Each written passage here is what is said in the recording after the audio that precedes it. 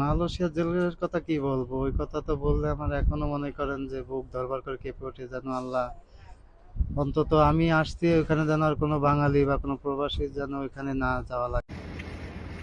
যে সকল মালয়েশিয়াতে অবৈধ ভাই আছেন তাদেরকে উদ্দেশ্য করে একটা কথা কই ভাই, আপাতত ভাই কিছুদিন ভাই একটু ড্যাম থাকেন, ঠিক আছে, একটু ধৈর্য ধইরা একটু লড়াচড়া কম করেন, কারণ মালয়েশিয়ার অবস্থা ভাই খুবই খারাপ, ঠিক আছে।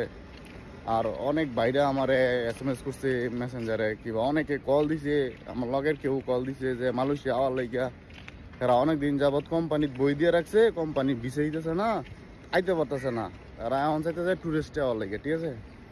তো হ্যাঁ উদ্দেশ্যে একটা কথা কই ভাই, এখন মালয়েশিয়া আওয়ার দরকার নাই, ঠিক আছে, কারণ আমরা মালয়েশিয়া তাই আমরা জানি অবস্থাটা কিরকম।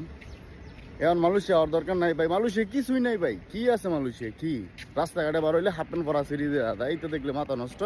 এই দেশে থেকে যায় ভাই।